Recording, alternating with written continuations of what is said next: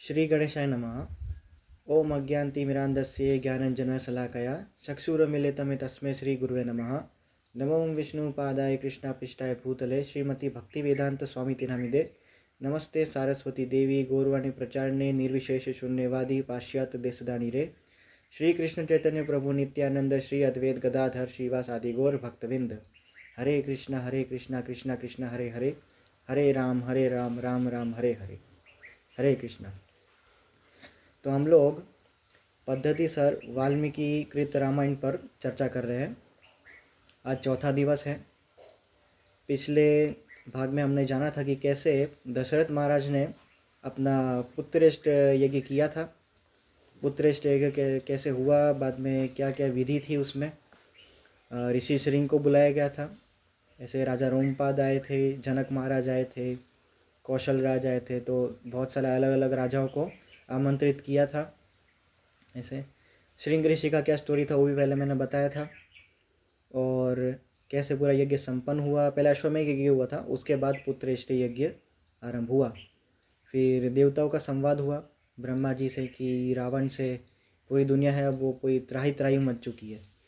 तो देवताओं ने प्रार्थना की और ब्रह्मा जी ने बताया कि रावण ने अपने वरदान में ये नहीं मांगा था कि मनुष्य मुझे मार सके, क्योंकि क्या है मनुष्य क्या बोलते हैं, मनुष्य वो उनको तो क्या तुच्छ समझता था, इसलिए वो उनके ऊपर गौर नहीं किया इस तरह से। उसके बाद जब इन लोग का संवाद चल रहा था तभी भगवान विष्णु का भी आगमन हुआ था। गरुड़ जी पे सवार होकर आए थे। उन्होंने बोला कि अब मैं अवतार लूँगा, रावण का वध करूँगा उसके कुटुंब सहित, साथ साथ और भी बड़े भयंकर असुर रहते हैं वन में बहुत सारी जगह, तो उनका ही वध मैं करूँगा। ऐसे फिर वहाँ से अदृश्य हो गए। फिर बाद में ब्रह्मा जी के कहने से देवताओं ने अपने अंश अवतार उत्पन्न किए, वानरों के रूप में, लंगूरों के रूप में और रीछ के रूप में। ऐसे फिर जामवंत जी का कैसे जन्म हुआ वो हमने जाना।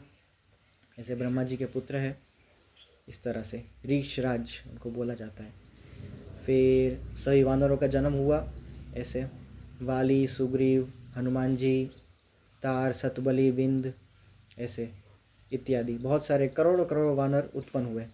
ऐसे उन्होंने बताया था कि वो भी सिर्फ क्या बोलते हैं सेनापति है ये सब के सब। अभी उनके नीचे भी बहुत सारे ऐसे वानर है जो क्या बोलते हैं उनके बारे में इतना बताया नहीं गया, डिटेल में इतना नहीं बताया गया है ऐसा। तो आगे युद्ध कांड आएगा, उसमें हम जानेंगे कितनी सेना थी, ऐसे वानर वो सब थे, और कैसे फिर बाद में इनका यज्ञ संपन्न हुआ। और बाद में क्या बोलते हैं भगवान विष्णु का एक दूत आया, प्रजापति के लोक से था, वो यज्ञ कुंड में से उत्पन्न हुआ और उसने दिव्य खीर दशरथ महाराज को दी और उन्होंने अपने रानियों को खिला दिया। ऐसे उसमें डाइवर्जन मैंने बताया था कैसे कितना कितना भाग सबको खिलाया, माता कौशल्या को, कैकेयी को और माता सुमित्रा को। ऐसे उसके बाद फिर यहाँ से हमारा बाकी है वानरों के बल का वर्णन आता है। जब यज्ञ संपन्न होने वाला था तभी वानरों का बल कितना था वो वर्णन क्या बोलता है अच्छे से बताया गया है वाल्मीकि रामायण में, कि एक एक वानर के अंदर 10-10 हज़ार हाथियों का बल था। ऐसे ये बहुत शक्तिशाली थे, ऐसे कि अपने हाथों से बड़े बड़े पत्थरों को, चट्टानों को उठा के फेंक सकते थे, पर्वतों को हिला सकते थे, इतनी शक्ति थी, पेड़ों को उखाड़ के फेंक सकते थे, ऐसे छलांग मार सकते थे, बहुत बड़ी छलांग मार सकते थे, कई योजनों तक, महासागर को लांघ सकते थे। अगर वो गर्जना करेंगे तो उनकी गर्जना से आकाश में उड़ता हुआ पंछी भी नीचे गिर जाएगा, ऐसे बहुत शक्ति थी। और उनमें से सबसे ज़्यादा प्रधान थे हनुमान जी। सभी वानरों में सबसे ज़्यादा बुद्धिमान भी हनुमान जी थे। ऐसे स्वयं वो सूर्यदेव के शिष्य थे, सूर्यदेव से उन्होंने शिक्षा ग्रहण की थी। ऐसे पवन देव के औरस पुत्र थे, और हाँ क्या बोलते हैं महादेव जी का भी उनका अंश था, इसलिए हनुमान जी को 11वां रुद्र बोला गया है। ऐसे उनके डिटेल में जन्म की कथा है वो उत्तरकांड में आएगी, हम चर्चा करेंगे उसमें। उसके बाद बाली के बल का वर्णन आता है कि बाली किष्किंधा का राजा बना। बाली और सुग्रीव है ऋक्ष राज नाम के वानरों के राजा थे किष्किंधा के। बाद में उनके निधन के बाद बाली को राजा बनाया गया क्योंकि वो बड़ा था भाइयों में। ऐसे और बाली के ऊपर भी एक कहावत है कि मतलब वो कहते हुए कि उसको कहीं से वरदान था कि वो किसी के भी साथ युद्ध करेगा तो सामने वाले की आदि शक्ति उसके अंदर आ जाएगी। तो दूसरे रामायणों के वर्जन में इसका वर्णन होगा, लेकिन वाल्मीकि रामायण में ऐसा बताया नहीं गया। लेकिन फिर भी वो जन्म से ही बड़ा शक्तिशाली था ऐसे, और किष्किंधा की रक्षा करता था। वैसे था तो धर्मात्मा, उसको अपने बल पे तो अहंकार था, वो बात है इस तरह से। और उसने अपने, जब वो राजा था किष्किंधा का, तो बहुत सारे असुरों ने भी वहाँ पे घुसने की कोशिश की थी। कोई घुसपैठ करता था तो उनका ही वध करता था वो ऐसे। तो उसमें आएगा, उत्तरकांड में हम चर्चा करेंगे कि वाली ने जिन जिन असुरों का या जिन जिन दुष्ट पुरुषों का वध किया, उसका पूरा हड्डियों का ढेर बना के रखा था इस तरह से। तो बाली बहुत शक्तिशाली था बचपन से ही इस तरह से। और सुग्रीव भी उससे कम नहीं था। सुग्रीव को भी मतलब बाली के समान ही माना जाता है, पर थोड़ा कम ऐसे इस तरह से। तो वही वाली फिर किष्किंधा का राजा था। और जितने ही सब ये वानर थे, वो किष्किंधा उस प्रजा, उस क्या बोलते हैं जनपद था, वहाँ पे रहते थे ऐसे। वहाँ पे और किष्किंधा नाम का और एक पर्वत भी था, वहाँ पे भी रहते थे ऐसे। फिर ऋक्षवान नाम का भी एक पर्वत था, उधर भी वो सब लोग जो है निवास करते थे इस तरह से। फिर बाद में ये सभी वानरों का वर्णन आया, सब में कितनी ताकत थी वगैरह। अब पुत्रश्रेष्ठ यज्ञ क्या है, पूरा समाप्त हो गया। अब सबकी जाने की बारी हुई। कुछ दिन बड़े बड़े राजा थे वहाँ पे रुके, और फिर बाद में उनको विदाई किया गया ऐसे। उसके बाद ये ब्राह्मणों को जब दान देना था, तो दशरथ महाराज ने पूरा दिल खोल के चारों दिशाओं की जो पृथ्वी है वो दान में दे दी उनको, चारों दिशाओं की पृथ्वी ऐसे। मतलब अपने पास कुछ भी नहीं रखा।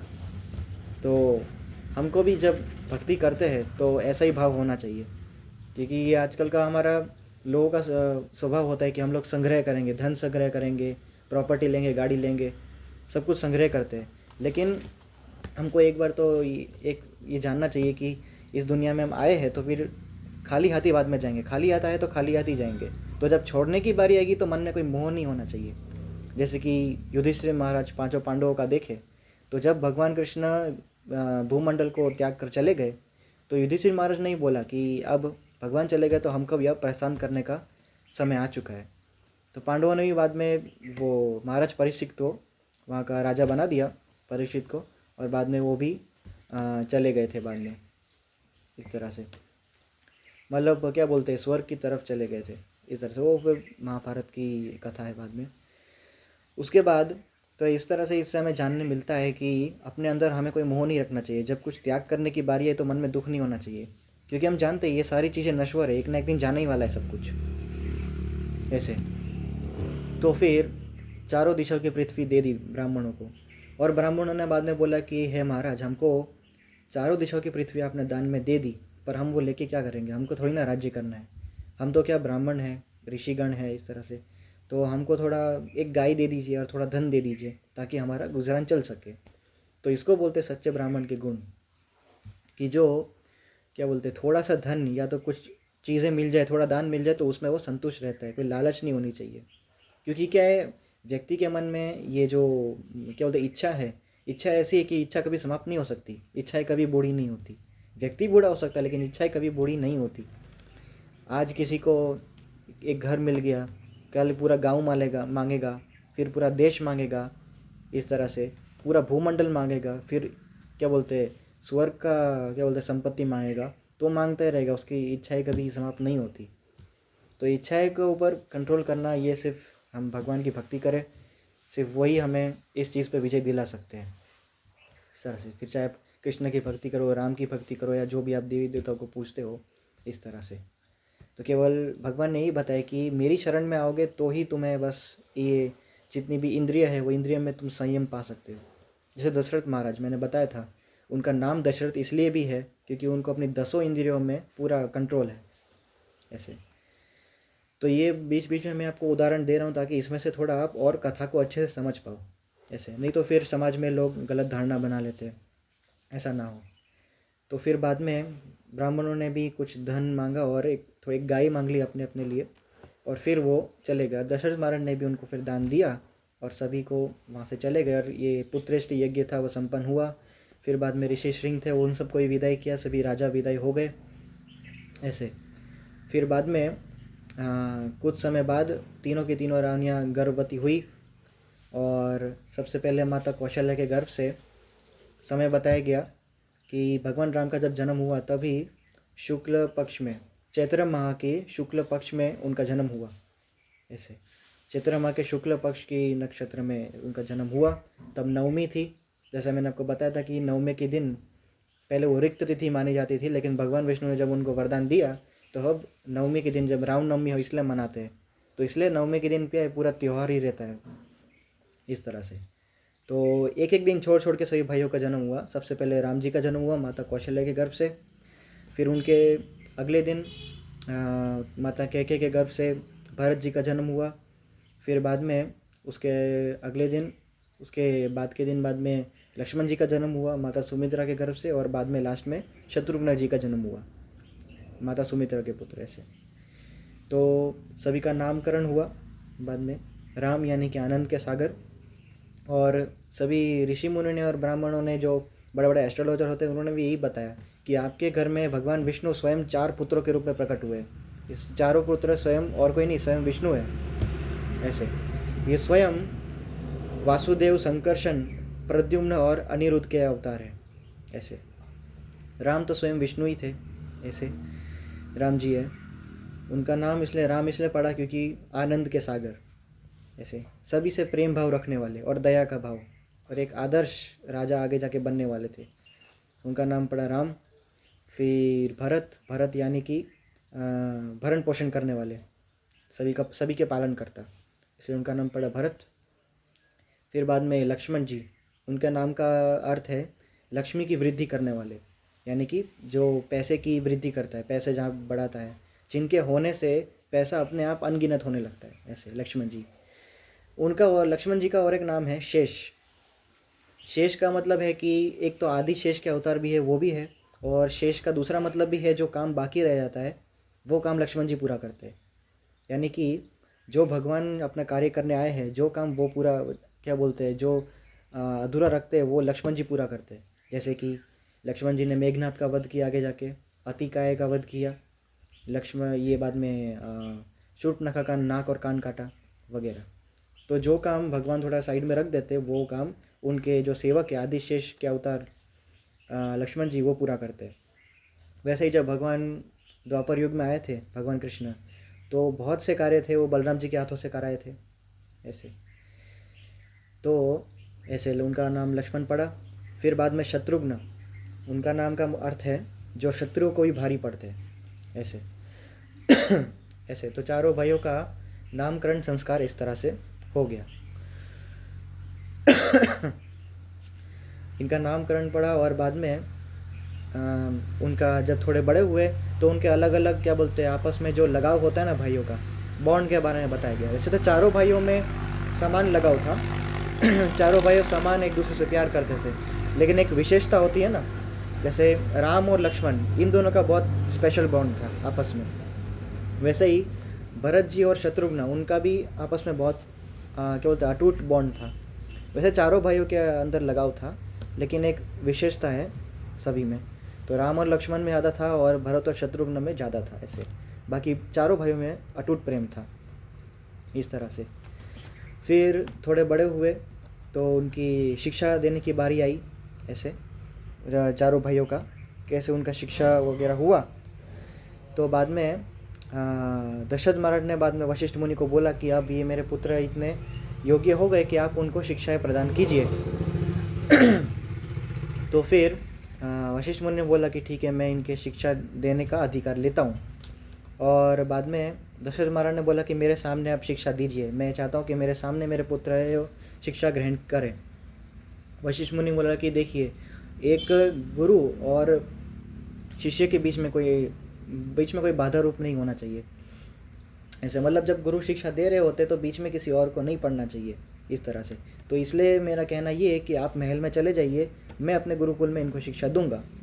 तो दशरथ महाराज बोल रहे थे कि इसमें क्या तकलीफ़ है, मैं अगर सामने रहूं, मैं अपने पुत्रों को देखना चाहता हूं कि वो कैसे ग्रहण करते हैं आपकी बातों को। तो वशिष्ठ मुनि बोला कि नहीं, ऐसा नहीं है, ये स्वयं दिव्य खीर से उत्पन्न हुए, स्वयं भगवान विष्णु के अवतार है, तो इनको आप चिंता मत कीजिए, मैं इनको शिक्षा दूंगा इस तरह से। तो बहुत समझा बुझा कि उनको महल में भेजा। बाद में अपने गुरुकुल में वशिष्ठ मुनि ने चारों भाइयों को शिक्षा दी। और पहले ये भी बोला था कि मैं हाथ जोड़ के आप चारों भाइयों को प्रणाम करता हूँ कि आप चारों स्वयं विष्णु हैं। ऐसे यानी कि आपकी मर्ज़ी होगी, मैं यहाँ पे जीभ हिलाऊंगा और बोलूँगा और आप लोग ग्रहण करेंगे, और मैं जो आपको सिखाऊंगा वो सब पहले से ही आपके अंदर विद्यमान है, लेकिन आप मुझे एक सेवा दे रहे हैं एक गुरु होने का मुझे सेवा दे रहे, इसलिए मैं रोल अदा कर रहा हूँ आपको ऐसे। और अगर भूल में मैं आपको कभी डांट दूँ भूल से, तो उसका बुरा मत लगाइएगा, बाकी आप ही स्वयं परमात्मा है, मेरे को आपका गुरु बनने का अधिकार मिला है तो मैं आपको सिखा रहा हूँ, बाकी ये सारी चीज़ें आपके अंदर पहले से विद्यमान है। तो इसलिए वो दशरथ महाराज को उन्होंने पहले से ही महल में भेज दिया था, क्योंकि अगर वो उनके सामने अगर वशिष्ठ मुनि इन चारों भाइयों को प्रणाम करेंगे तो वो भी सोचेंगे ना कि मैं जिनको प्रणाम करता हूँ, मेरे कुल गुरु, वो मेरे बच्चों को प्रणाम कर रहे हैं, मेरे बच्चे ऐसे कौन हैं ऐसे। क्योंकि भगवान ये भी चाहते थे कि दशरथ महाराज को पता ना चले कि मैं स्वयं विष्णु हूँ, नहीं तो वात्सल्य भाव जो है वो चला जाएगा। इसलिए तो भगवान के प्रति इस तरह का वात्सल्य भाव रहना चाहिए ऐसे। तो ये बाद में उनको शिक्षाएं दी इस तरह से। और भगवान राम के और चारों भाइयों का इतना ज़्यादा बाल लीला का वर्णन नहीं है वाल्मीकि रामायण में, क्योंकि क्या है कि वाल्मीकि जी आगे जाके माता सीता के जो गुण हैं वो ज़्यादा वर्णित करना चाहते हैं, आगे बोलना चाहते हैं, इसलिए भगवान राम के ज़्यादा गुण हैं दूसरे रामायणों के वर्जन में उनको बताया गया है। एक उनकी कथा थी ऐसे कि एक बार लक्ष्मण जी और ये राम जी अब जब उन्हें शिक्षा ले रहे थे धनुर्विद्या की ऐसे, तो वशिष्ठ मुनि से सारी शिक्षा ली, चारों वेदों के लिए, उपनिषदों के लिए, धनुर्विद्या हो गया, राजनीति का, दंड नीति, ऐसे पूरा नीति शास्त्र जो है उस सब की शिक्षा ले ली। और एक बार अभ्यास कर रहे थे लक्ष्मण और राम। तो एक बार उन्होंने सोचा कि राम और लक्ष्मण ने देखा कि सामने से एक महिला जा रही है, स्त्री। तो उसके क्या था, एक हाथ में घड़ा था और हाथ में भी था और शायद सिर में भी एक घड़ा था ऐसे पानी का। तो उसकी जो नथनी थी इतनी लंबी थी, पुराने ज़माने में आपने देखा होगा बहुत ज़रा सोना पहनते थे इस तरह से महिलाएं वगैरह, तो इतनी बड़ी नथनी हुआ करती थी, कुंडल इतने लंबे हुआ करते थे ऐसे। तो क्या किया लक्ष्मण जी ने, एक बाण छोड़ा तो क्या हुआ, उसकी जो नथनी है वो छोटी कर दी, नथनी छोटी कर दी तो एकदम यहाँ पे दब गया। तो क्या उसको सांस लेने में दिक्कत होने लगी। तो राम जी ने एक बाण छोड़ा तो तुरंत ही उसकी नथनी फिर से बड़ी हो गई, मतलब यहाँ से उसको खोल नहीं दिया, मतलब ऐसे उसको वापस से लंबी कर दिया ऐसे। तो बाद में उसने सोचा वो महिला ने कि मेरी नथनी अचानक से छोटी हो गई फिर वापस से लंबी हो गई, किसने किया। तो बाद में देखा दो सामने राजकुमार है उनको डांट के बोला कि तुम लोग क्या कर रहे हो मेरी नथनी के साथ, अरे ये ऐसे क्यों किया। बोला कि हमारे गुरुदेव ने हमको शिक्षा दी, हम अभ्यास कर रहे हैं। तो महिला बोलती कि अच्छा तुम लोगों ने मेरी नथनी को छोटा किया फिर वापस बड़ा भी कर दिया, मैं विश्वास नहीं करती हूँ। तो लक्ष्मण जी बोलते अच्छा विश्वास कराता हूँ अभी आपको। तो एक बाण छोड़ा, तुरंत उसकी नथनी उड़ा दी हवा में। तो वो चिल्लाने लगे कि मेरी नथनी उड़ा दी, बचाओ कोई। तो राम जी ने एक बाण छोड़ा, तुरंत ही उनकी नथनी वापस से फिट कर दी जैसे कि तैसी, उनको दर्द भी ना हो ऐसे। इतनी एडवांस धनुर्विद्या उस ज़माने में हुआ करती थी कि ये जो बाण छोड़ रहे हैं उसमें उसको कोई दर्द भी नहीं हो रहा, ना ही उसको चोट लग रही है ऐसे। तो हमने देखा होगा कि महाभारत में जो एकलव्य ने बाण छोड़ा था वो कुत्ते के मुंह में, पूरे कुत्ते के मुंह को क्या किया था, बाणों से भर दिया था। और बाण भी इस तरह से छोड़े थे, फिट कर दिए थे कि मतलब उसको दर्द ना हो, कुछ चोट वोट ना लगे। तो उस ज़माने में इतनी एडवांस धनुर्विद्या हुआ करती थी, जो आजकल ऐसी शिक्षा अब नहीं मिलती, क्योंकि अब पहले जितना मानसिक बल उतना नहीं रहा मनुष्यों के अंदर। क्योंकि त्रेता युग के कंपैरिजन में देखा, कलयुग में तो बहुत पतन हो चुका है मानव समाज का ऐसे। तो ये उनके एक बाल लीला का एक वर्णन था, वो अभ्यास कैसे कर रहे थे ऐसे। फिर उनका बाद में युवा हो गए, 13-14 साल के बाद में हो गए थे ऐसे। तो राम जी के बारे में बता दें कि उनका विवाह जब वो 16 साल के भी नहीं थे तभी उनका विवाह हो गया था ऐसे। वो वाल्मीकि रामायण में बताया गया, एग्जैक्ट उनकी एज नहीं बताई, लेकिन 16 साल से कम की उम्र में थे वो। तो दशरथ महाराज आगे बताएंगे वो ऐसे। तो ये उनकी शिक्षा हुई। बाद में जब ये थोड़े युवा हो गए तो दशरथ महाराज को फिर चिंता हुई कि मेरे पुत्र अब क्या बोलते हो शादी की उम्र के हो गए, क्योंकि उस ज़माने में क्या था, पहले ही बाल विवाह हो जाता था, कम उम्र में शादी कर दिया करते थे। तो सोचे थे कि मैं अपने पुत्रों का विवाह किससे कराऊंगा ऐसे। वो तो उनको मन में था कि जनक महाराज उनके मित्र है पहले से ही, तो उनकी पुत्रियों से विवाह करना है ऐसे। तो वो सोच रहे थे, चिंतित थे, तभी इधर क्या बोलते हैं, विश्वामित्र मुनि का आगमन हुआ अयोध्या में। तो वो आए तो उनका आदर सत्कार किया गया। अयोध्या का जो मेन गेट था वहीं पर उनको काफ़ी आदर सत्कार किया। वहाँ से क्या बोलते हैं, मैसेज भिजवाया गया अंदर कि विश्वामित्र मुनि आए हैं। तो दशरथ महाराज स्वयं आए उनका स्वागत करने के लिए, ऐसा बोलते हैं। स्वयं उनको लेके आए, महल में बिठाया, उनका अतिथि सत्कार किया, उनका पूजा किया, उनके चरण धोए दशरथ महाराज ने खुद। फिर बाद में उनका ग्लोरिफिकेशन किया कि हे विश्वामित्र, आपके जैसे मुनि का मेरे अयोध्या में पदार्पण हुआ है, तो इसका मतलब उसके से शुभ क्या बोलते हैं, शुभ शगन दिखने लगे। जैसे कि हाथ में अमृत का घड़ा प्राप्त होना, किसी निसंतान को संतान की प्राप्ति होना, अकाल पड़े राज्य में बारिश होना, इस तरह से। तो ये देखो, पुराने ज़माने में ऋषि मुनियों का इतना सम्मान किया करते थे राजा लोग, इस तरह से। तो अलग अलग तरह से दृष्टिकोण से अलग अलग उदाहरण देते थे, ऐसे बहुत सम्मान किया। बाद में उनके आने का कारण पूछा कि आप यहाँ पे आए हैं मेरे राज्य में, कोई ना कोई विशेष कारण से आए हैं, आप मुझे बताइए।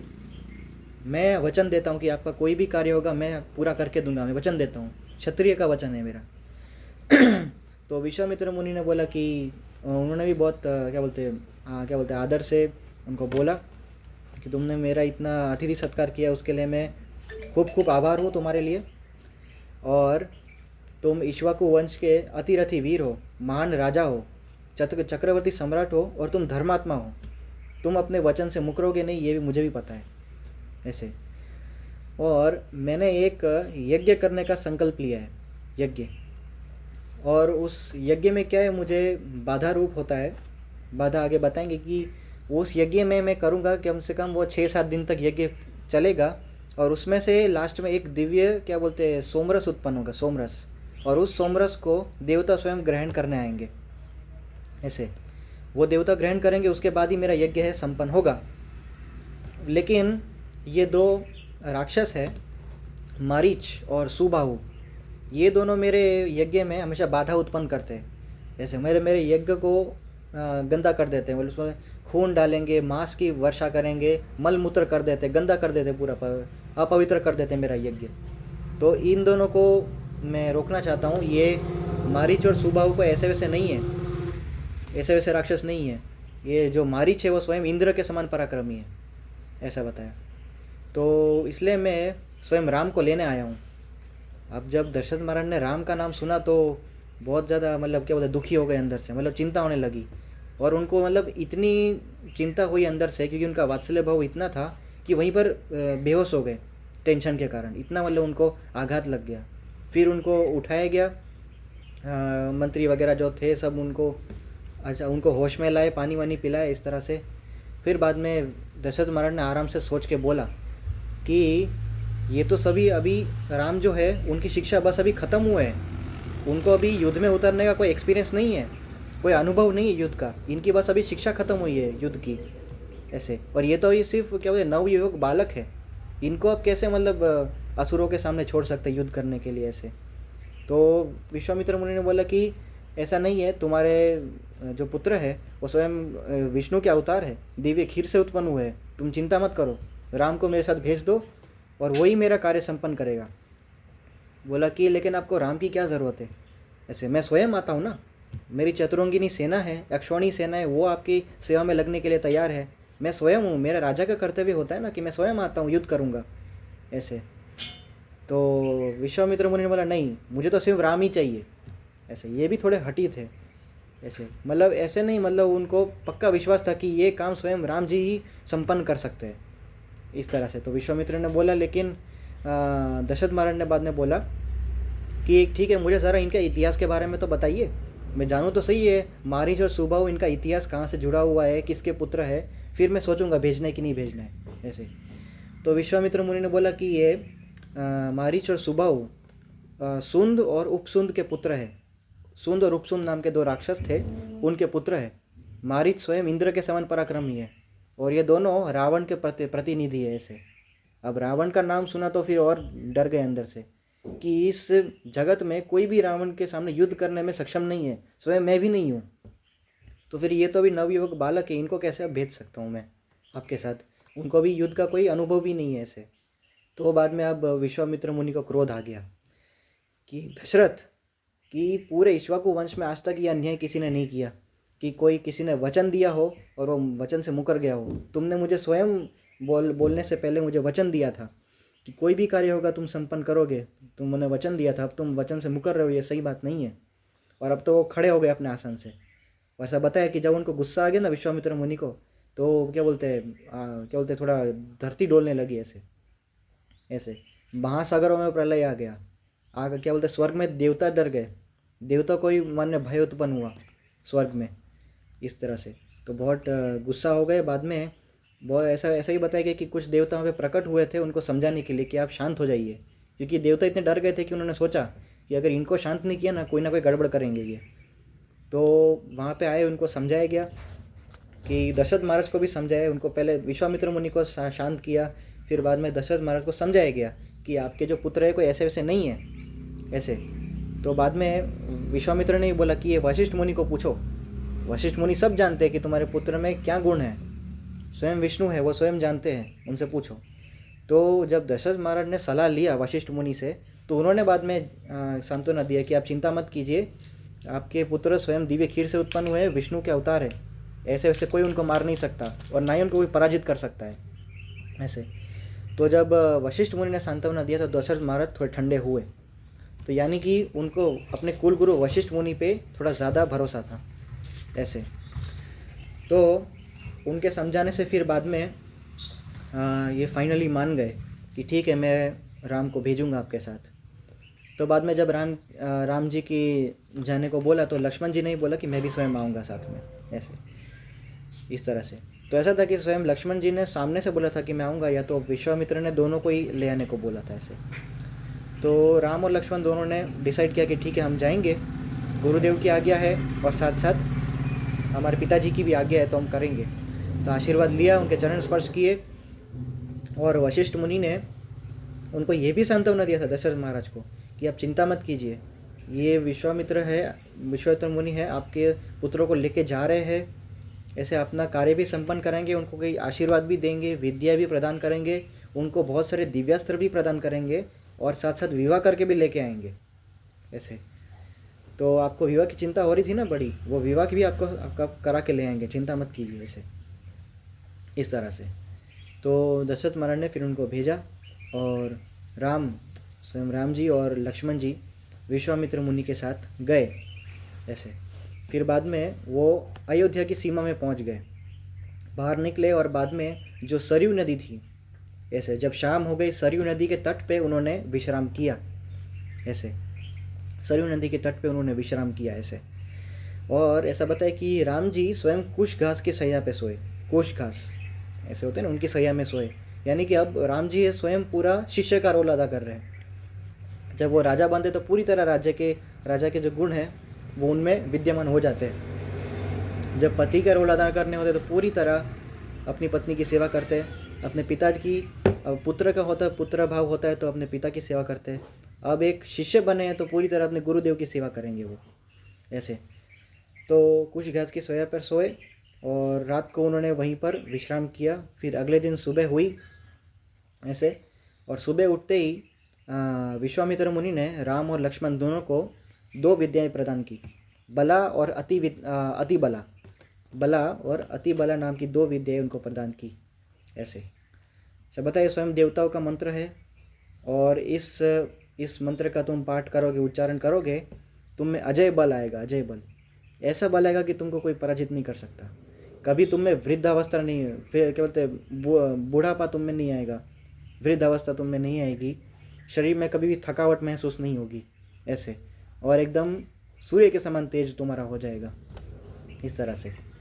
तो ये भी 2 विद्या है तुम्हें प्रदान की, इस तरह से राम और लक्ष्मण को प्रदान की। फिर बाद में अगले दिन वो लोग वहाँ से चले इस तरह से। फिर वहाँ पे जाते आते सब वो लोग वहाँ पे पहुँचे एक आश्रम में, बहुत एक पुराना आश्रम वहाँ पे देखा, उज्जड़ था पूरा, मतलब वहाँ पे उस आश्रम में अभी कोई रहता नहीं था इस तरह से। बाद में उस आश्रम में बताया कि यहाँ पे पहले शिव जी ने तप किया था इस आश्रम में। तो उस आश्रम का पहले राम जी ने इतिहास पूछा। तो अभी ऐसा चलेगा, देखिए कि जब जैसे जैसे वो लोग अभी यज्ञ करने जाएंगे, फिर डायरेक्ट वो लोग जब मिथिला पहुंचेंगे तब बहुत सारा इतिहास खुलेगा। अभी राम जी स्वयं जिज्ञासा करेंगे विश्वामित्र के पास से कि जो जो रास्ते में जगह आएगी, इतिहास पूछेंगे कि इस जगह का इतिहास क्या है, इस तरह से। तो विश्वामित्र मुनि उस इतिहास को बोलेंगे राम जी के सामने वो सब। तो देखिए ये एक क्या बोलते हैं, एक शिक्षक होता है, सॉरी जो शिष्य होता है, उसका एक अधिकार होता है कि वो जिज्ञासा करे अपने गुरु से कि इस चीज़ का इतिहास क्या है, इसका मतलब क्या है, मुझे समझाइए। और एक गुरु का अधिकार होता है कि उसका रिस्पॉन्सिबिलिटी होता है कि उसको समझाए, इस तरह से। इसलिए मैंने बताया था कि गुरु एक संस्कृत शब्द है ऐसे, जो अंधकार का नाश करने वाला है। ये कि हमारे जो चीज़ हमको पता नहीं आती, हम अज्ञान में होते हैं, उस अंधकार का गुरु नाश करते हैं हमें ज्ञान प्रदान करके, ऐसे। तो अभी ऐसे बहुत सारे इतिहास खुलेंगे। और अभी अगले भाग में हम जानेंगे कि कैसे विश्वामित्र मुनि है इस आश्रम का इतिहास बताएंगे। फिर आगे जाके मानस सरोवर का इतिहास आएगा, वो भी बताएंगे इसे। फिर ताड़का का वध करेंगे भगवान राम, आगे जाके वो भी बताएंगे ऐसे। तो आज के लिए हम इतना रखते हैं, आज हम यहाँ कथा पे विराम देते हैं। अगले भाग में हम चर्चा करेंगे ऐसे। सीताराम लक्ष्मण हनुमान की जय, वाल्मीकि कृत रामायण की जय, हिताय गौर प्रेमानंदे।